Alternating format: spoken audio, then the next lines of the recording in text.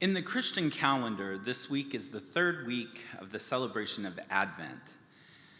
The word Advent comes from the Latin adventus. I am no Latin scholar, that's what Google tells me. I'm told it means arrival or coming.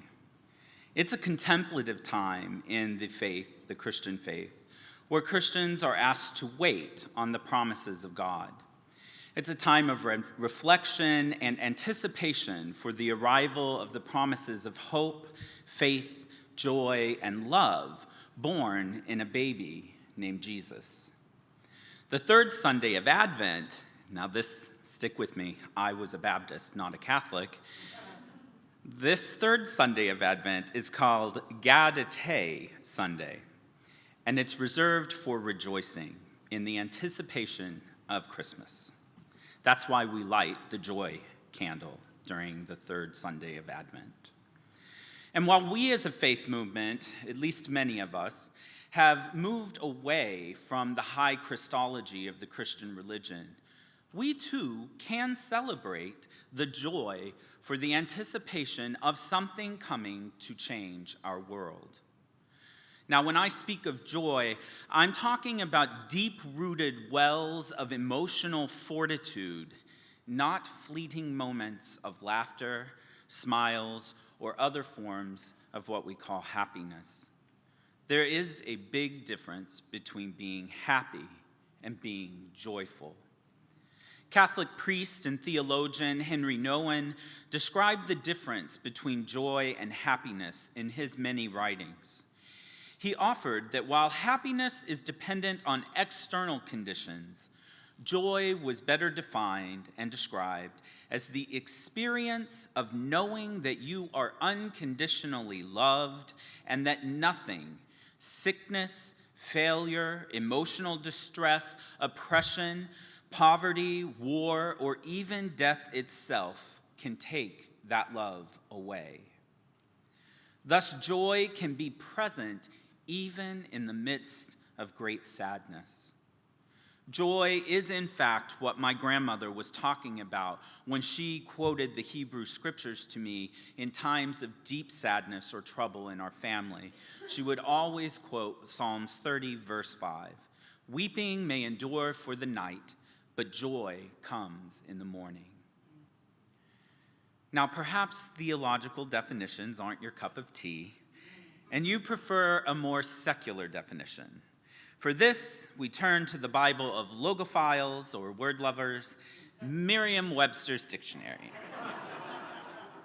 Happiness is defined as a state of being, while joy is defined as the emotion evoked by well-being, success or good fortune, or by the prospect of possessing your desires. These are similar definitions, but there are some very important key differences. Even with these secular definitions, we see Henry Nouwen's words, that happiness is fleeting. It's a state of well-being or a satisfying experience. Happiness is based on what happens to us. It does not come from who we are.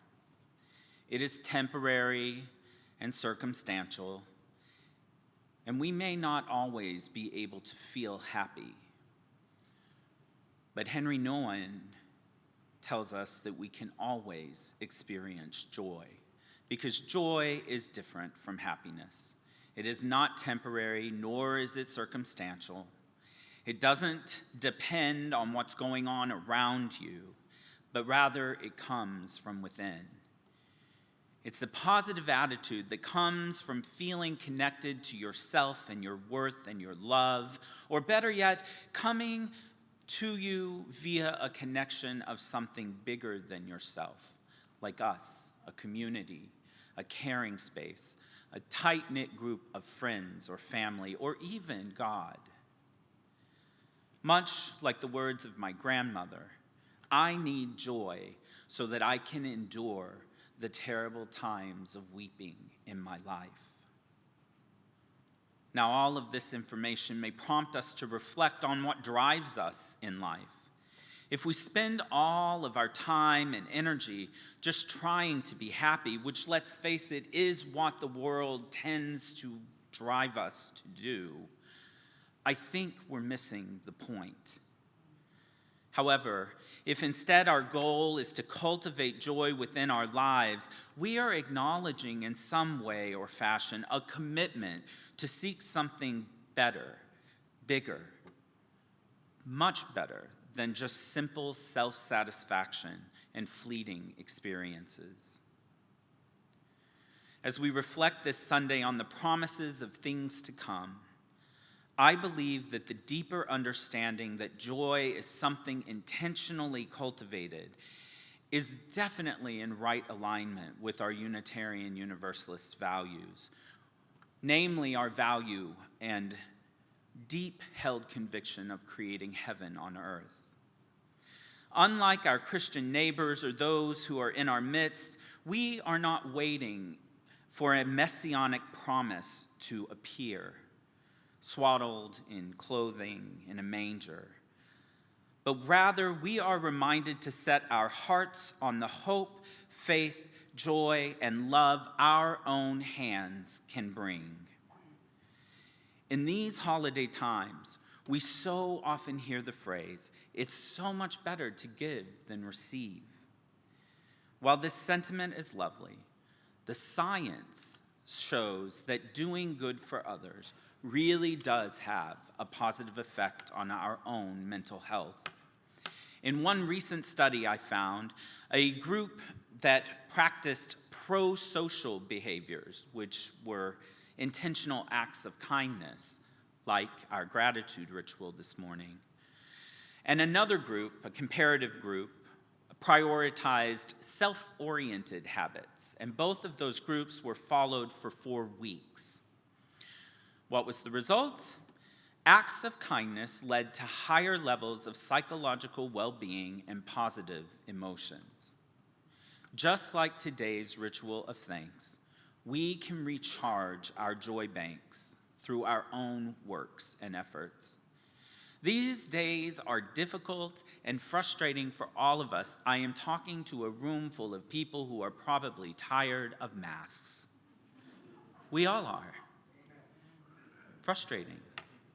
And yet, we charge our joy tanks because they're necessary. We deserve and need all the joy that we can find for these days ahead.